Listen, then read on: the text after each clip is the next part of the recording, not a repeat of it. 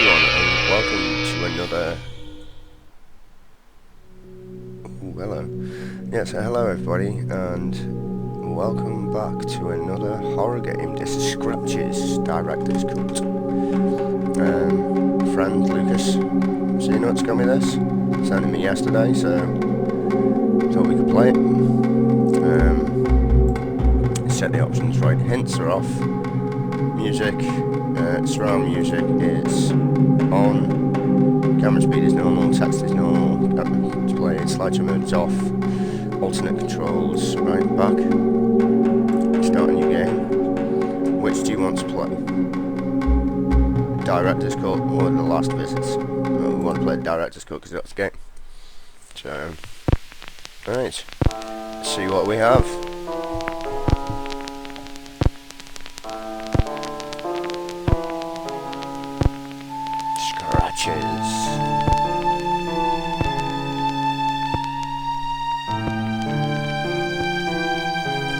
Starring John Bell.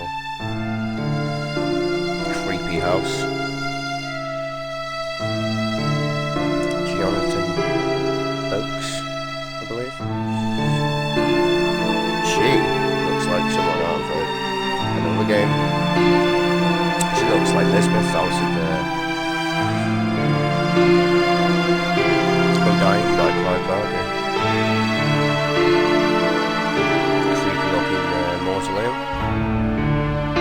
It's very Resident Evil as well. Theme-wise, the whole Victorian kind of mansion theme in the forest. But for this game, I'm not sure. But it looks like it's going to be good.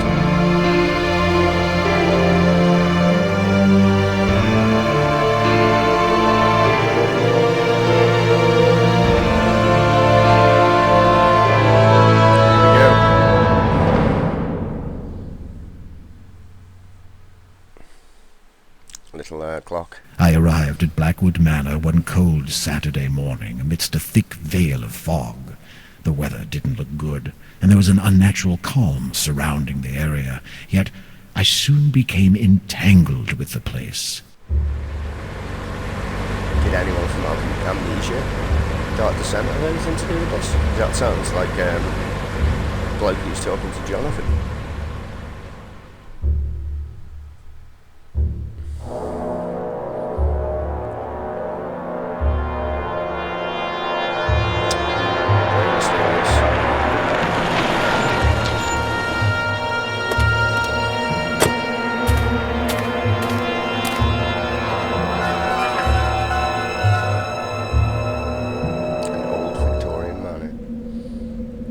Saturday, October the 12th of an unknown year.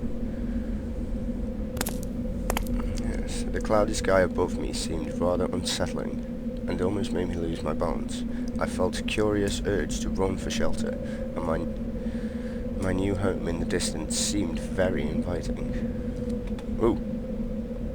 What happened then? Press down, press up.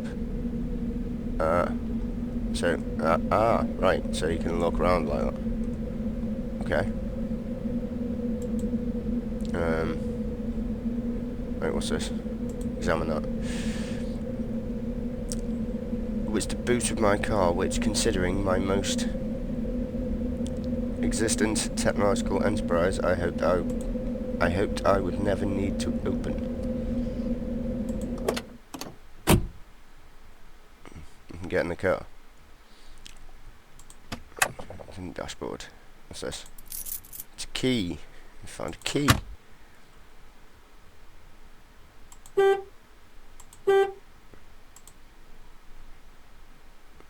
It was the car starter. Right. What's that then? Ah, so this is how you get into your inventory and stuff. What's that? That's the key for the door. It's the key for the... Put the key in. Or not. Ah. If only it just arrived. The idea is driving the game wasn't very tempting. Okay, right. Sod it. I'm getting out. Getting out. Getting out of my car. I'm going this direction. I've got a shed over there. Fountain. And that sky looks really cool. It's a really cool sky, that. No, I don't want to be doing that. So, oh yeah, I can't. It's all point and click. Take my hand off the bloody keyboard. Right, so, what is that? Let's have a look at this. A hefty lock is preventing my entry to the garage. What's this? Is this a house key? A suitcase? And the box of some sort. Right, cool. Can I use that? The key didn't fit there. Right, so I'm not going there yet. So I want to do what the guy says, and I want to go towards the house.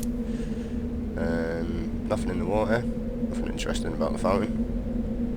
Interesting about the surroundings of the fountain.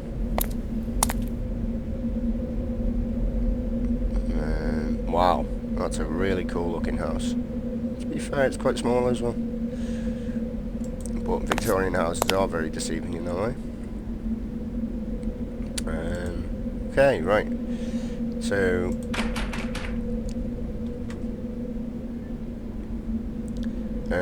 door to the house was locked. Fortunately, did I say fortunately? Door to the house was locked, fortunately. With very little effort, the key unlocked the front door. Oh. Oh, grandfather clock. Cool. Majestic grandfather clock was gently ticking nearby. It's almost sleep-inducing, but I was glad it was working. Right, so we're in the main lobby of the house. Oh. Where is the phone ringing?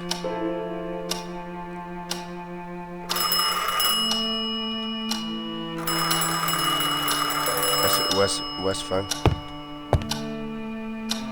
It's just a little a tiny vase, almost hidden in a corner, completed the modest furnishings in the lobby. There was a huge vase of oriental craftsmanship standing in the windows. There was a rather large torn umbrella. It was a rather large torn umbrella, really. Okay, I get the point. Like a phone call. Is it in here? Is the phone in here? No, the phone's in a different room.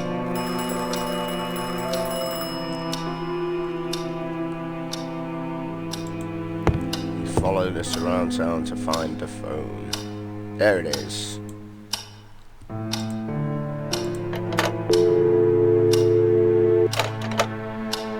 I thought about calling Jerry, but I couldn't remember his number in London. Okay. Well, the time is 2:05 by the looks of things. Or 2:10. I don't know Jerry's number.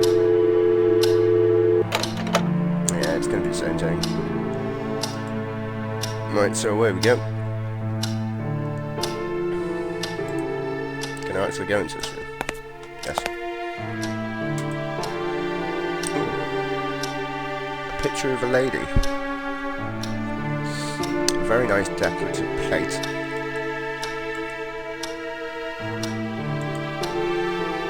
And a vase.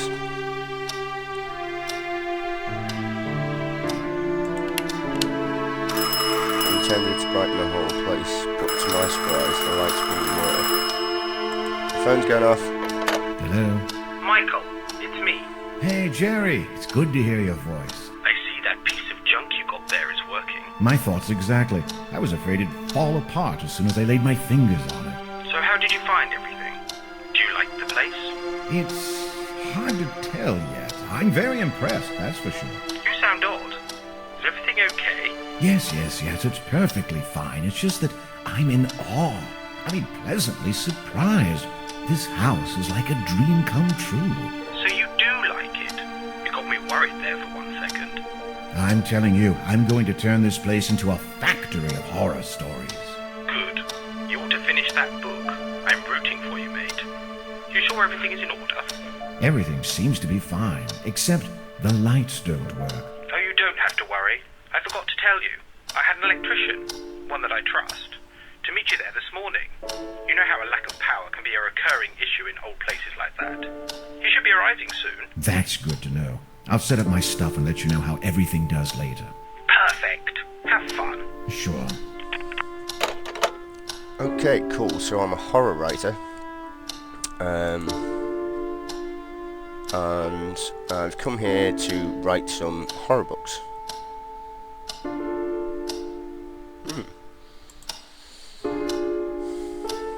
Wait. What's this? Oh, it's a lovely painting. 3 horses. It's a nice painting. And we are going to be visited by an electrician sometime soon. Let's see what's behind the door. Oh wow. An amazingly nice... Oh, that's freaky. Now, I've had that rug in my house before. I am sure of it. And that's IRL, by the way. This is a bit weird.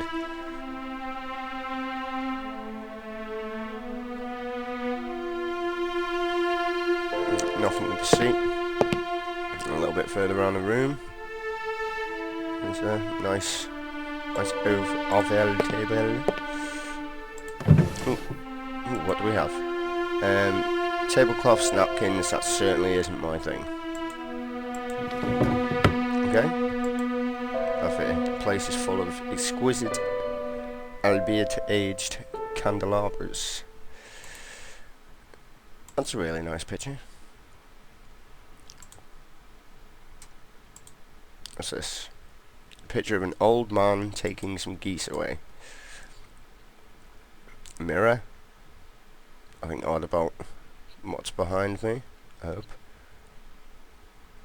Nope. Nothing odd about that. I guess that's what happens when you don't water the plants for a long time. They die. Well, you know, could have guessed that one myself. Oh.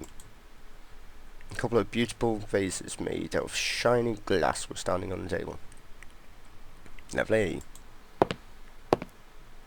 Oh. Oh, yeah. Jackpot.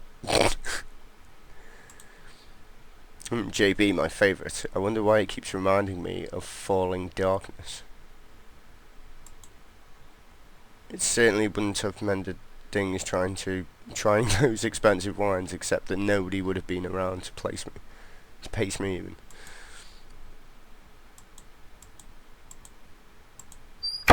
Okay.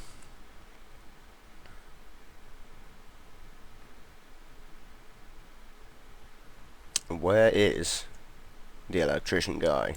He should be here by now. Goddamn workman. Hello? Ah, study. So is this where I'm going to be writing all my books?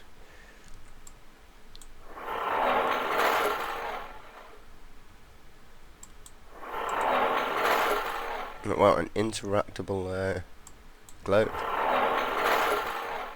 Oh, that's pretty cool.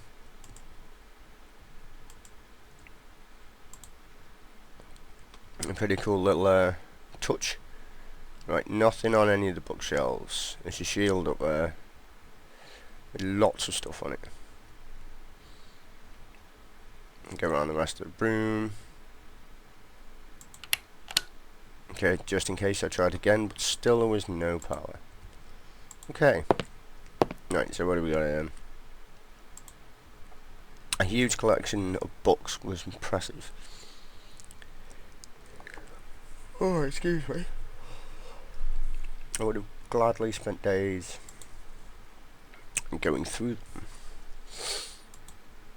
And you're going to say the same for all the books, I believe. Yes. Wait, what's this? Several trophies, remarkable accomplishments adorned the room. Most of the clocks in the house weren't working whatever. Diploma granting title of Constitution Engineer to James T. Blackwood. Most of the clocks in the house weren't working. Several trophies for remarkable accomplishments around the room. Blah blah blah blah. Books.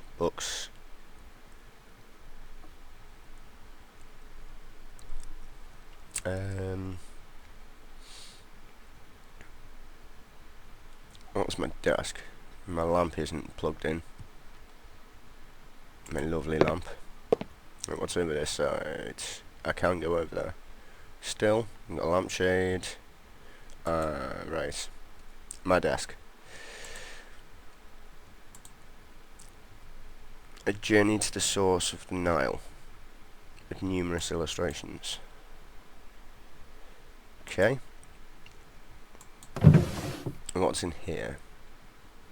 Inkwell. Nothing of any importance though, by the looks of things. Let's open this drawer. Do we have? Oh, we have a letter. And some monies. A little load of potatoes. Haha, cigars. I'll take that screwdriver as well, thank you. And there's nothing in there. Okay. This book. Oh. The construction of the railway bridge is almost complete and went quite smoothly. It took longer than I expected, yet wish would have lasted longer. I will be very sad to leave South Africa. I've become so attached to it, its culture, its arts, over the past few months, that I can't help but feeling as if I was already part of me. I will surely return someday. Soon, hopefully. Although I am afraid there is a great deal of work to be taken care of back in old Britain. Fortunately, made good friends here, who were enthusiastic about the new appreciation of their country. They have offered me some wonderful objects as a token of gratitude, which I have already created and got ready to ship, along with the many trinkets I have myself. I brought myself, sorry. It looks like I'm about to start a very strange, substantial collection. It's a good thing Catherine agreed to move into our new home, although I fear several renovations will have to be made, even more if I'm intending to start a serious new hobby.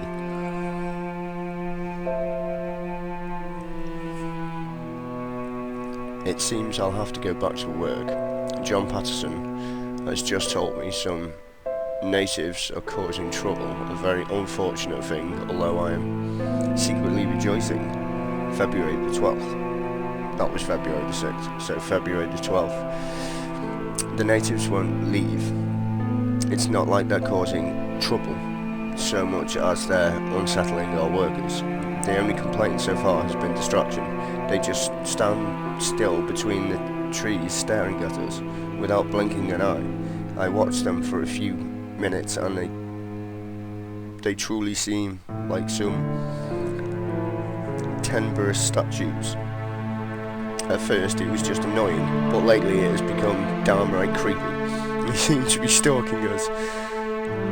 So it's not like they're hindering the construction, but a general uneasy feeling as if they were about to jump at us at any moment. I think I will hire protection as a measure of precaution. February the 15th. Fascinating. I've been looking into these natives. They live in a nearby village and they're a very small group.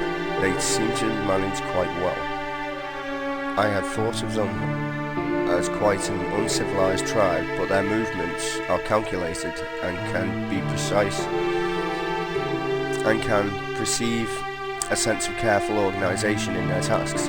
Oddly enough, they seem to be very brutish and their aspect looks awful. Although I couldn't take a good look at their facial features as I followed one of them completely on my own, and it could have been very dangerous getting any closer. Also, the village is poor and very rough, but some of the shacks leapt out as innovating or special. It made me very curious. I will try to come closer tomorrow. February 16th. My second expedition to the village of the natives has been foiled by an unexpected problem with the bridge. I am afraid due to the slightest miscalculation on my part, an indication that I should be focusing more on the tasks at hand and put my sudden love for all African things aside for one moment. It was my fault and I accept it. Okay, February 20th. They're at it again, lurking beyond the forest. It's amazing how they've changed our perception of the surroundings. At first, we were delighted by the quiet nature of the place. Now, we fear what horrors might be concealed in the darkness and foreboding cloak of the trees. The tops loom above us, overshadowing the bridge. The strange noises haunt our meals. Even the river, telling ungodly secrets. We must be, of course, a bit more sensitive towards distractions, but I can't help feeling this area has, in fact, become more sinister. And yet I am still looking forward to satisfying my curiosity about the tribe. February 24th. At last I found something more about the neighbouring tribe. This is an incredible finding, and I just can't withhold my excitement. Some elders at the local town happen to know about them, but only through stories they heard. The most surprising thing is the tribe was assumed to be existent long ago, but according to my vague, in brackets, descriptions, the elders think that we could be dealing with a legend here. Oh, interesting.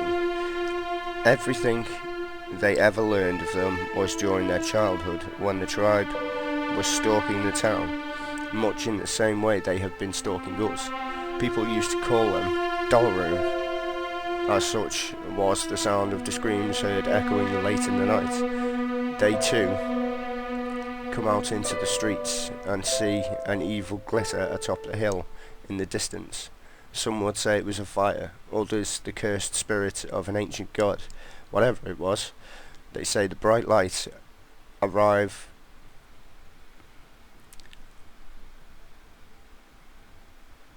something those fantastic screamed, I can't read that word,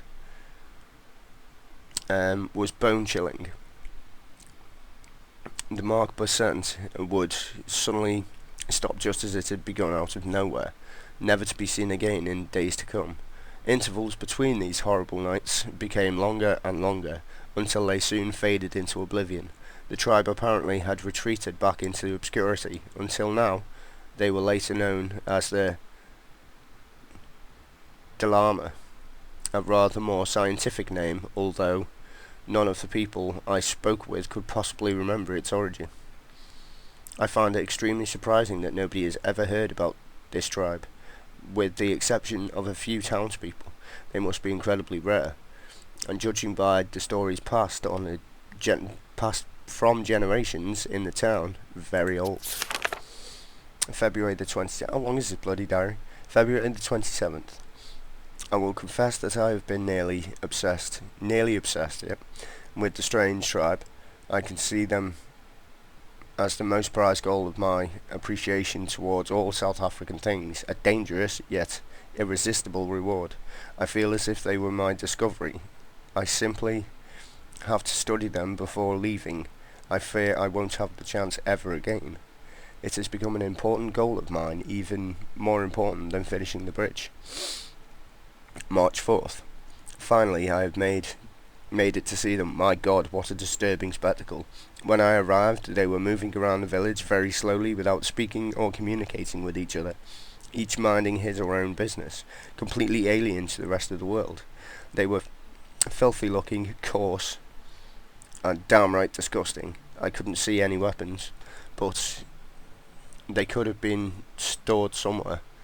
It was all very strange behaviour in a tribe.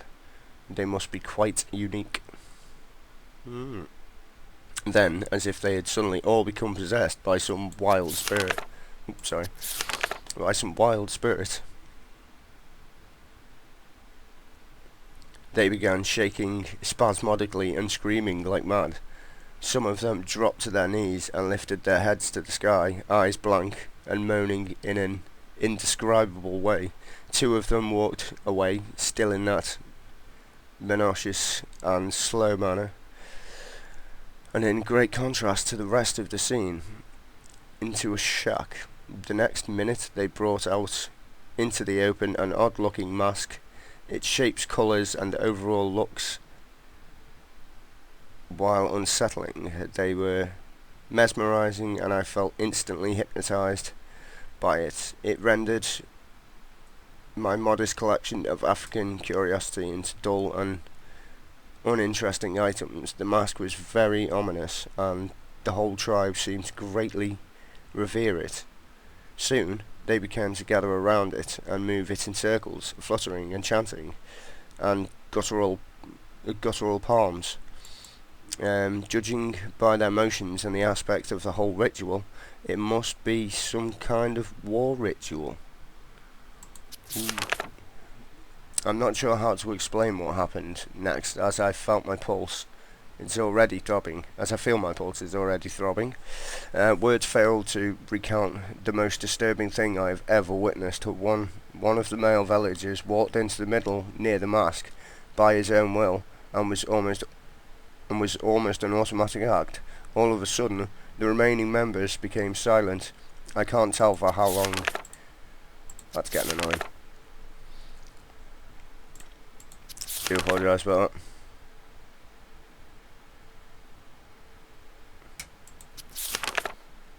I can't tell for how long it lasted, but was afraid to breathe.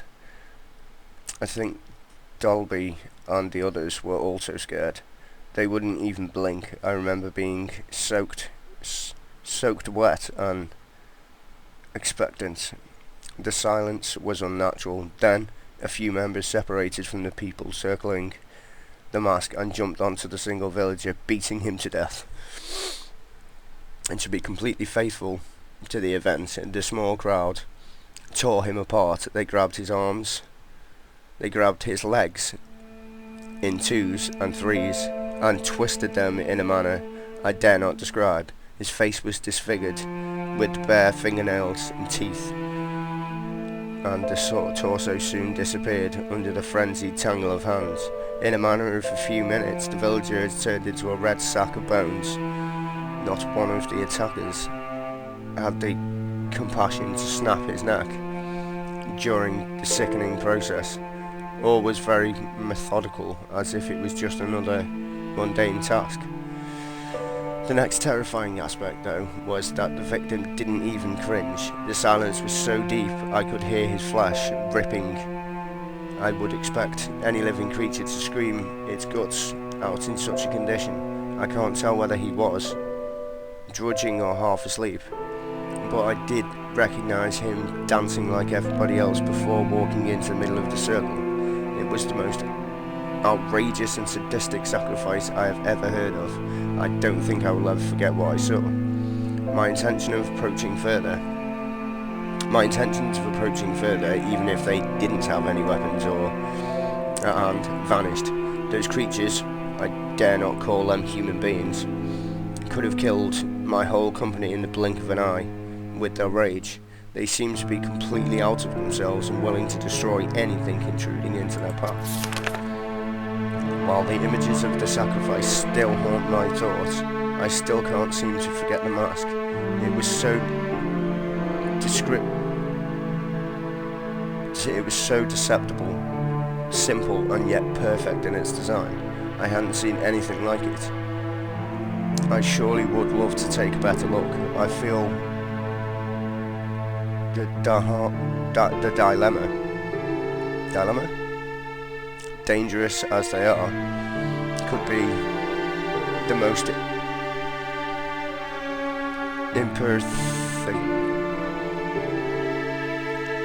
empathetical finding in decades. What I have seen today is crying for some further investigation. I just can't leave them like that. I would never forgive myself. And the mask. That mask. Right, that's very interesting. That was a very long book. after reading the journal. Hours are static after reading it. Well, that was most certainly a fucked up journal, to say the least. It was very fucked up.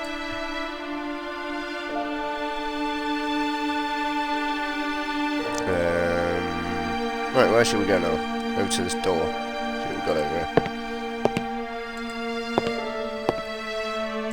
Stand over here. Right, what do we have? This place was full of exquisite, aged candelabras. I was going to say that every time now. A stone in the fireplace was cold to the touch. Remains of a previous fire.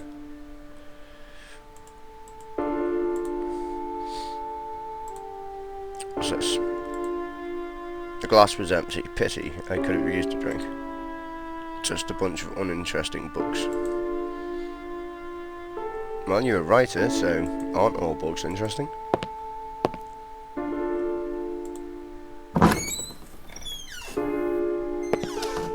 This is a rather weird house, to be fair.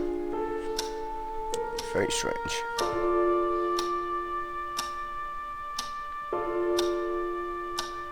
I'm at the front door. There's one that I couldn't switch. Could switch again, but still no power. Right, so what do we have here? This painting. What the hell is that? All the artwork's very nice in this house. Hello. The fireplace had a generous amount of wood in it, and was revealed to know that I could warm this place up just in case it got cold. I'm certainly not good at chopping trees. Okay. Well, I'm not good at chopping trees either. Ooh, I've still got that one. What's that there? Don't do it. I may need to put that letter somewhere, actually. Okay, that's a bit weird. No idea what that is. So, is that an interesting book? There's another book to read. I wondered how long that cup of coffee had been sitting there. Can I see inside it? It looked as if an untidy person enjoyed reading in this living room. We have a book. April 20th. During a tit of rage, I burned my previous diary. Not that I regretted it, as that is so hard to read. As if my disjointed notes were worth anything. Their only purpose was to keep me sane. I feel that this is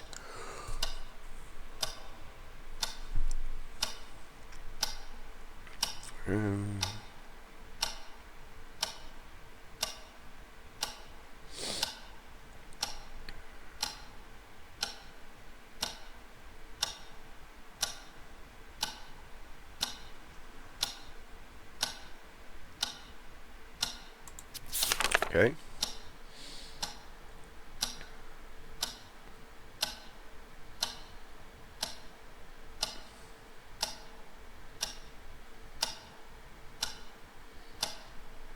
Right.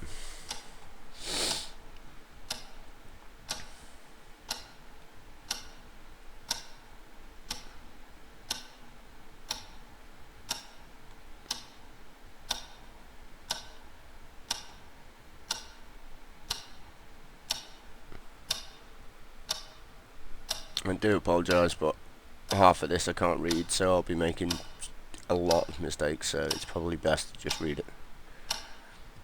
If you can skim read, that'd help.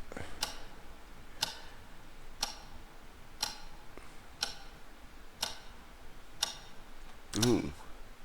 I can't say for sure when it began, I just heard them Moaning coming from the next room. The whispers, are they real? I've been alone for too long. They wouldn't stop. I can't stand it anymore.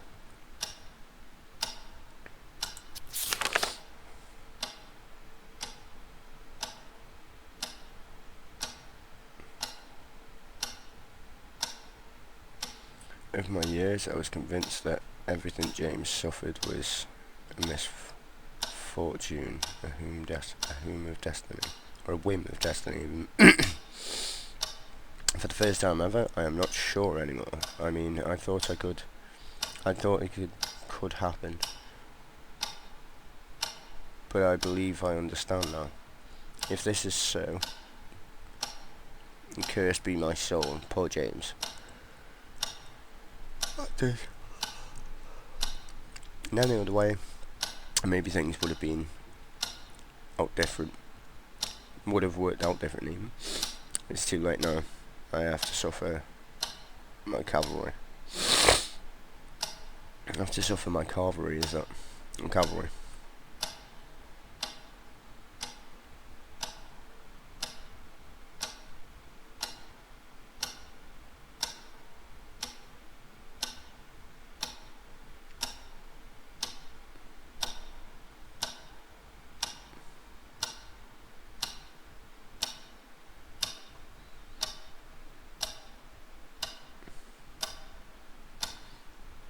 They are unbearable, they get worse and worse. They get worse at midnight and oh, I wish it would stop. What is going on down there? I don't care. I don't want to know. March something. God, how many years have passed? I have lost all sense of time. I have to get out of this place. The diary disturbed me in a way I couldn't explain, yet I felt curious about what had been tormenting that poor fellow. I don't know. I don't know what it was, but I don't like the sounds of it, to be honest with you. Whatever the shit it is. Right, so. Are there any more doors I haven't been through in this particular region? The house. The house. Nope. You want to be going to these doors. Into the study. Study. Take me back out into the front room. Yes. It is. Right. Now, I wonder where the electrician is. Right, what's this?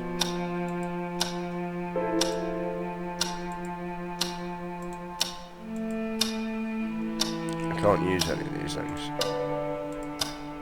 Can I just use the magnifying glass on random stuff? Nothing out of the ordinary. Ah, so I can investigate things myself. If I click on that and see if I can investigate the windows. No. Can I investigate the door? No. Alright, cool. Well, I think I'll leave it there for part 1 of Scratches. So far, so good if you ask me. I'm very intrigued. Very, very intrigued. Looks like this is going to be quite a good game. I do apologise about that last diary. That was so hard to read, so I'd probably just pause it at that particular point in the video and just read the diary, because it looks like they're massive parts of the storyline. So, in fact, they are massive parts of the storyline as far as I can tell. So, yeah, it would be advisable. Right, anyway, from me and the rest of C-Nuts, we'll see you all soon. Adios, amigos.